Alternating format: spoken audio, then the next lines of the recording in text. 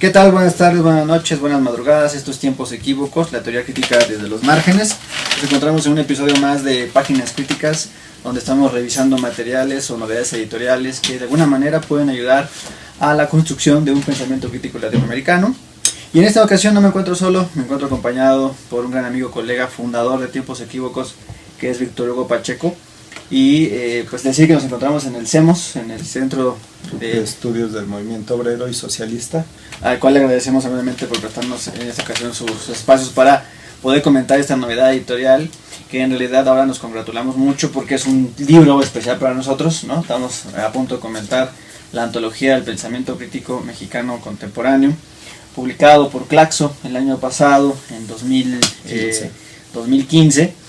Voy a decir rapidísimo que esta antología, el pensamiento crítico mexicano contemporáneo, es una antología coordinada por la doctora Elvira Concheiro Borges y un equipo de académicos y estudiantes de la UNAM, del cual nosotros, Víctor y yo, pertenecemos de forma muy orgullosa a este equipo de trabajo.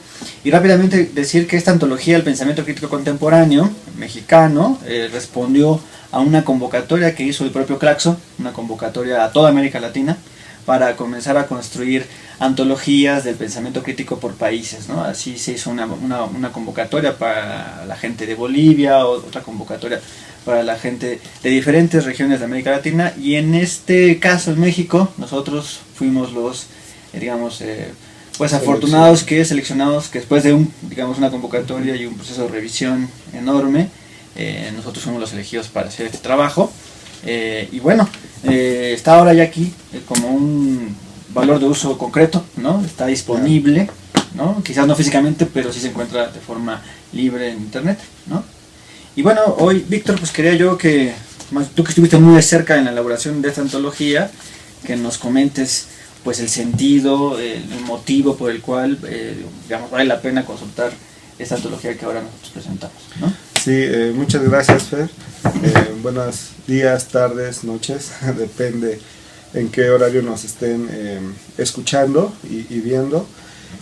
Bueno, efectivamente esta antología es producto de un concurso internacional que hizo Claxo en 2014 y bueno, tuvo como resultado la publicación de varios trabajos de distintos países, ¿no? Una de las cuestiones que me parece interesante ahí también anotar es el hecho de que efectivamente es una publicación que, si bien es un poco difícil conseguirla físicamente, es totalmente accesible porque la política que tiene Claxo de hacer democratizar el conocimiento, pues la permite bajar de manera muy sencilla a través de su página de internet. Y también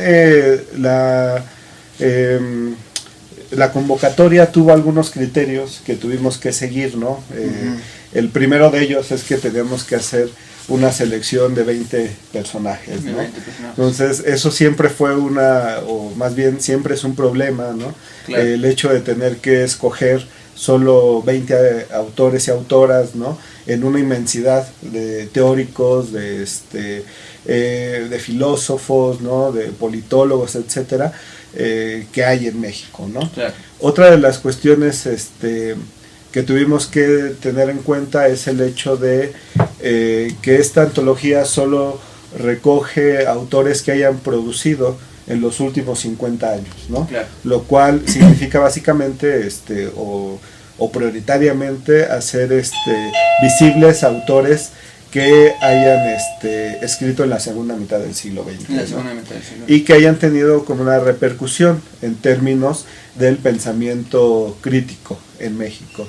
Ahí nosotros quisimos, cuando estábamos platicando de cómo elaborar esta antología, quisimos darle también cierto sentido, ¿no? No solo que fuera un pensamiento crítico, ¿no?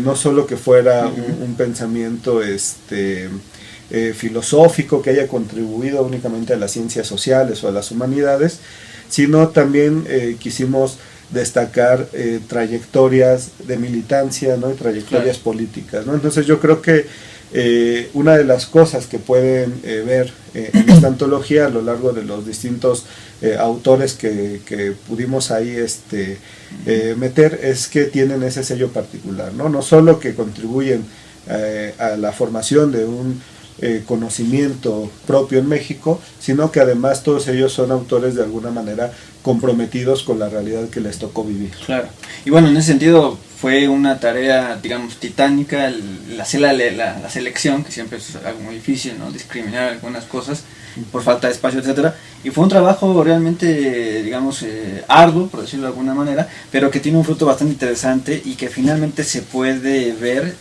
para cualquiera que le pueda echar un ojo muy rápidamente a esta antología, en la forma en la que intentamos acomodar los textos, que tú recordarás, Víctor, que fueron 4 secciones, ¿no? 4 secciones, 5 secciones las que intentamos que conformaban, digamos, este gran crisol del pensamiento mexicano crítico, ¿no? Y bueno, la primera sección ya se llama Controversias por la memoria histórica de México, ¿no? Claro. Donde encontramos textos de Enrique Semo y de Adolfo Gili. ¿Qué nos puedes decir de esos textos, tú que los conoces muy bien, Víctor? Un poquito antes de entrar a esos textos, los 5 apartados tienen que ver con esto que les decía, ¿no? Con el hecho de destacar esa preocupación política de los autores, ¿no? Okay. Entonces nosotros, en las discusiones que tuvimos, estuvimos viendo ahí que quizá podría haber 5 temas, o ponerlo así, como 5 temas, que también fue algo difícil, que también fue algo difícil, ¿no? Los 5 y sobre todo porque, bueno, ya veremos, uno de ellos se diversifica a la vez, claro, en 4, pero, ¿no? pero que serían como tópicos que políticamente hay una apuesta teórica y política de los autores, ¿no? Claro. Y en este primer apartado de controversias por la memoria histórica, pues aunque son 2 textos lejanos en su hechura, ¿no? Uno es el de Adolfo Gili, que corresponde precisamente a su texto, a su libro clásico de la Revolución Interrumpida, y otro es de un texto reciente de Enrique Semo, donde también analiza la problemática de las revoluciones. Ahí la cuestión fue tratar precisamente de poner énfasis en el sentido de la recuperación de la memoria como un proyecto político de nación, ¿no? Y también una idea de ir a contracorriente de todos los revisionismos que ahorita hay en términos históricos, de que el cambio se ve ya sea por la vía democrática únicamente, ¿no? Por una vía cultural, ¿no? Por una no sé, distintas maneras de abordar el cambio de las sociedades, pero que dejan de lado la revolución, ¿no? Entonces ahí también es una apuesta política por seguir afirmando que el cambio primordial dentro de las sociedades tiene que ser un cambio que apueste por la revolución. Muy bien, entonces esa primera sección tiene, digamos, esa importancia, aunque tiene muchísimas más. Hay imperdibles esos 2 textos de Gili y de Semo. Y luego la siguiente sección, que se llama Poder autoritario y sociedad colonizada, ¿no? Hay que decir que esta selección lo explica muy bien la presentación que intentamos hacer.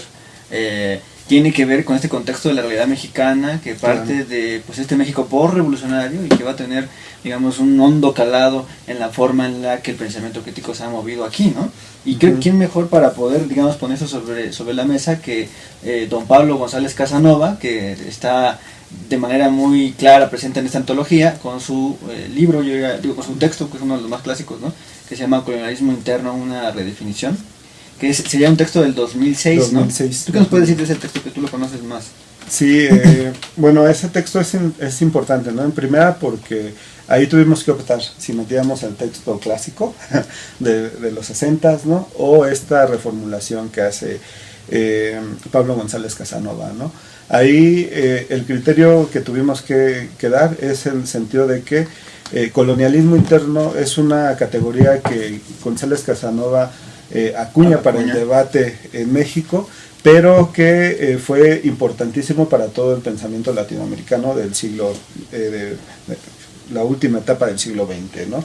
Y optamos finalmente por este texto de la década de los 2000, porque me parece que una de las cuestiones interesantes de Pablo González Casanova es esa renovación que constantemente le está haciendo sobre su pensamiento, ¿no? Claro. Entonces se nos hizo viable, ¿no? E interesante tratar de dar cuenta de que esta categoría sigue siendo una categoría que se puede utilizar para explicar ciertas lógicas de discriminación, de dominio y de explotación en América Latina, pero que ya obedece dentro de la obra de González Casanova a un momento distinto, ¿no? Que ya tiene que ver con la etapa neoliberal que está viviendo la región. ¿Y qué nos puede decir brevemente del texto de Guillermo Bonfil Batalla que acompaña esta antología, la alternativa al pluralismo cultural, que es un texto de 1991, ¿no? Ese texto es interesante, ¿no? Porque de alguna manera Bonfil Batalla está poniendo a discusión algunos temas que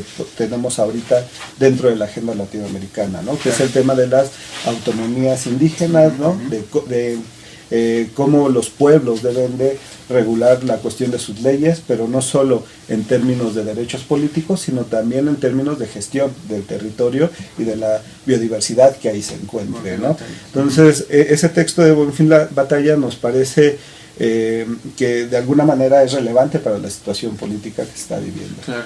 Y luego ahí también está un texto de Carlos Pereira que se llama México, los límites del reformismo, que es un texto de 1974, ¿no? Claro.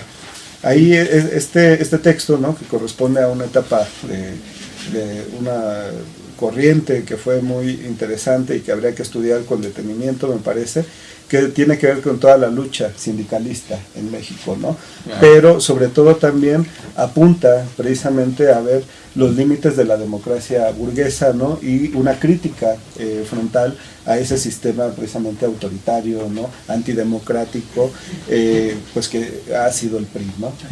Claro. O que fue el PRI, sí, en toda esa... ¿Qué es? Que es todavía, ¿no? Porque ya estamos de nuevo en esa órbita. Pero la intención es precisamente ver, ¿no? Cuáles son los caminos, ¿no? Y la situación política del país. Bueno, y luego abriríamos otra sección que se llama La cultura nacional popular, la crítica artística, los intelectuales y el poder en México, ¿no? Así de grandote está ese nombre. Ahí tenemos textos de Carlos Monsiváis, de Raquel Tibol, de Rosario Castellanos y del gran maestro Enrique González Rojo. Por ejemplo, tenemos poco tiempo, pero ¿qué nos podrías decir del texto de Enrique González Rojo, tú que lo conoces, que se llama Cuando el rey se hace cortesano, Octavio Paz y el salinismo, que está buenísimo, de 1990. Esta sección es rica, es muy heterogénea, lamentablemente no la vamos a poder agotar aquí, y de alguna manera también yo sí quisiera decirlo, ¿no? Es una forma de hacerle justicia a Enrique González Rojo, ¿no? Claro. Uno de los filósofos más originales de México, un autor que hasta la fecha ha sido comprometido, ¿no? Políticamente, y que, bueno, particularmente este texto, que es un texto más de intervención política, responde a una etapa donde González Rojo va a criticar duramente a Octavio Paz por el papel que desempeñó a partir del régimen de Salinas, ¿no? Como el intelectual orgánico del Estado, ¿no? Entonces, y la crítica es durísima, ¿no? O sea, el hecho de que diga el rey se hace cortesano, ¿no? Cuando mundialmente se le está ahí dando los créditos intelectuales de mayor nivel a Octavio Paz, ¿no? Creo que es un texto muy interesante de nuestra antología, y bueno, para comentar rápidamente el resto, luego tenemos la siguiente sección que se llama Un pueblo en lucha, ¿no? El movimiento estudiantil de 1968, que es aquí cuando comenzamos a hacer un desagregado, ¿no? de esta sección, y la primera precisamente se llama así, Movimiento Estudiantil de 68, ¿no? Que abre con un texto del maestro Ramón Ramírez, poco conocido, eso me gusta mucho de la antología que estamos presentando ahora, porque no solamente, digamos, presentamos a los autores de mayor renombre, sino también a aquellos que de alguna manera estuvieron apuntalando muy fuerte a la construcción del pensamiento crítico mexicano y que a lo mejor no tuvieron siempre la merecida atención, digamos, ¿no? Creo que uno de ellos es Ramón Ramírez, que fue profesor de la Facultad de Economía, exiliado español, que estuvo muy de cerca en la experiencia de lo que fue la Revolución Cubana y que fundó dentro de la Facultad de Economía el Seminario del Capital y que tiene análisis de toda clase, y uno de los que elegimos acá fue precisamente su balance sobre el 68 estudiantil mexicano, de un texto muy cercano de 1969 que se llama Posibilidad de que el proceso democrático sea logrado, ¿no? Imperdible es el texto del profesor Ramón Ramírez. Y luego vendrá uno, bueno, que no podía faltar desde luego, que es el maestro entrañable José Revueltas, que tú conoces bien ese texto, ¿no? ¿Qué nos puedes decir de Consideraciones sobre la autogestión académica del año de 1978? Pues este texto de Revueltas es una parte de su balance, ¿no? De la participación que él tuvo en ese movimiento, y sobre todo vemos ahí un Revueltas crítico, ¿no? Crítico ya de la noción de partido, ¿no? Crítico de la cuestión de la URSS, y un Revueltas que está optando junto a los jóvenes del 68 por otras formas de hacer política, ¿no? Y de ahí su acento que ponga en la autogestión académica como una de los máximos formas de lucha del movimiento del 68, ¿no? Que tiene que ver también precisamente con mirar desde otra perspectiva la democracia al interno de los movimientos sociales, ¿no? Claro. Eso me parece que es importantísimo. Y luego tenemos una segunda subsección en este mismo apartado que se llama La lucha armada, que tiene un texto del maestro Carlos Montemayor, recientemente desaparecido, que se llama La guerrilla recurrente. Es un texto del 2007 que forma parte de pues, estas investigaciones que Montemayor siempre hizo sobre pues, esa experiencia de la izquierda mexicana, que es la de la lucha armada, y bueno, ahí está ese texto, ¿no? Claro. Muy conocido, pero bueno, no lo quisimos dejar de afuera de esta antología. Y luego viene una tercera sección, ¿no? Que se llama La lucha feminista, donde tenemos textos de Elena Poniatowska, ¿no? Referente ahí a esta a la ley de FOPA, ¿no? Interesantísimo. Y luego tenemos, por supuesto, no podía faltar Marcela Lagarde, en fin, sobre su libro clásico que es El cautiverio de las mujeres. Y luego tenemos una cuarta sección que es la lucha de las comunidades de base, donde decidimos incluir un texto de José Porfirio Miranda, un profesor de la UAM, interesantísimo también. Y luego la sección quinta, ¿no? Que es la insurrección indígena. ¿De ahí qué nos puedes decir, Pacheco? Sí, estos textos, insisto, ¿no? Estas secciones más bien, dan idea de precisamente de la variedad de luchas que han estado en México, ¿no? Quizá ahí faltaron algunas, no pudimos meter todas, ¿no? Pero este en particular de la insurrección indígena tiene un doble sentido, ¿no? Porque por una parte es efectivamente hacer una reivindicación de todo el movimiento y la problemática indígena que hay en el país, pero también un reconocimiento no solo a los zapatistas y a las zapatistas, pero fundamentalmente a estas mujeres que han estado también participando dentro de esa lucha indígena, ¿no? Y aquí, bueno, precisamente más que irnos por un texto clásico o por irnos por la figura de Marcos, ¿no? Decidimos optar precisamente por dos textos de la problemática de las mujeres dentro de esa lucha, ¿no? Muy bien. Pues el tiempo se nos agota, Víctor Hugo, y bueno, rápidamente para decir que esta antología cierra con una sección que se llama Exilio y Marxismo Crítico en México, que bueno, no se puede hablar de pensamiento crítico mexicano sin el marxismo y sin las figuras importantes que hemos tenido aquí que han contribuido de manera muy original al pensamiento propiamente marxista. Y tenemos textos de Adolfo Sánchez Vázquez, que no podrían faltar, de Bolívar Echeverría, por supuesto, de Dora Canuzzi, ¿no? Que también ha sido muy importante, y por supuesto de Enrique Dussel, ¿no? Sí, aquí básicamente es poner énfasis, ¿no? Que uno de las vertientes más ricas y productivas del pensamiento crítico en México pues es el marxismo, ¿no? Claro. Y bueno, también hay como cierta adherencia, ¿no? Que tenemos hacia esta vertiente, pero también poner el acento en el hecho de una de las cosas que tú decías, ¿no? Que es fundamental, y de ahí hacer esta sección, ¿no? El hecho de que precisamente ese pensamiento crítico en México se ha nutrido también de múltiples aportes que los exilios hicieron, de los exilios de las dictaduras, ¿no? Etcétera, hicieron de México un país que de alguna manera representó cierta apertura para que esos intelectuales pudieran desarrollar su pensamiento, ¿no? Pero ya un desarrollo hasta cierto punto mediado por la problemática que también se está viviendo acá, ¿no? Entonces, de alguna manera, aunque son exiliados, pues realmente nosotros los recuperamos como una parte valiosísima de la tradición del pensamiento crítico y del marxismo en México. Pues bueno, ahí está ahí está el trabajo que hemos hecho de una manera un tanto incompleta, desde luego. Siempre es muy difícil elegir y poner antologías, pero bueno, ahí está el producto de ese trabajo, que queremos agradecer a Claxo por las facilidades y la oportunidad de la realización de este material. Por supuesto a la maestra Elvira Concheiro, que coordinó de manera constante y bastante cercana y de forma muy seria este trabajo.